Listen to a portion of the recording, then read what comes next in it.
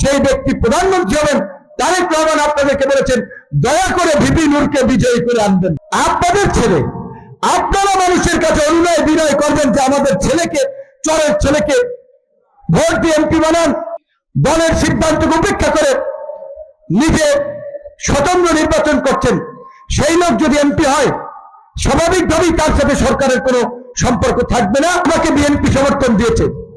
আপনারা দেখেছেন বরিশালের এই সমাবেশে 21 জেলার প্রার্থীদের মধ্যে আগামী প্রধানমন্ত্রী বিএনপির চেয়ারম্যান জনাব তারেক রহমান যেভাবে আমাকে তুলে ধরেছে সবার মাঝে।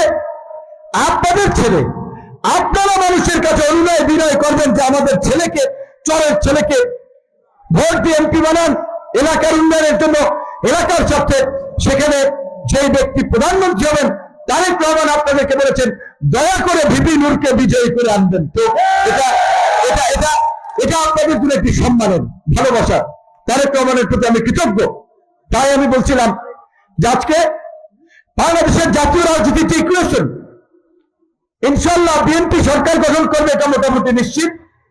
এখন বিএনপি এই জনপদের উন্নয়নের জন্য গণ অধিকার পরিষদের ট্রাকমার্কে আমাকে সমর্থন দিয়েছে, কিন্তু যিনি তারেক রহমানকে বৃদ্ধাঙ্গুলি দেখিয়েছেন, দলের সিদ্ধান্তকে উপেক্ষা করে নিজে স্বতন্ত্র নির্বাচন করছেন, সেই লোক যদি এমপি হয় স্বাভাবিকভাবেই তার সাথে সরকারের কোনো সম্পর্ক থাকবে না।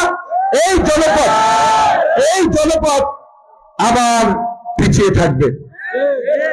আখামো জাহাঙ্গীর হোসেন সাহেবের দ্বারা আমি ব্যক্তিগতভাবে উপকৃত হইব না হই, এই এলাকার মানুষ উপকৃত হয়েছে। এই জনপদের উন্নয়ন হয়েছে।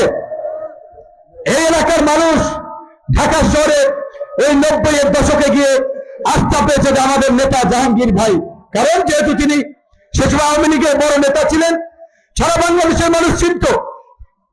বিএনপির লোক কিংবা জামাতের লোক বলেন, চরমনার লোক বলেন, তাদেরও কিন্তু কোমরে একটা অন্য রকমের জোর ছিল যে আমরা জাহাঙ্গীর মিয়ার এলাকার লোক, বুঝছেন তো?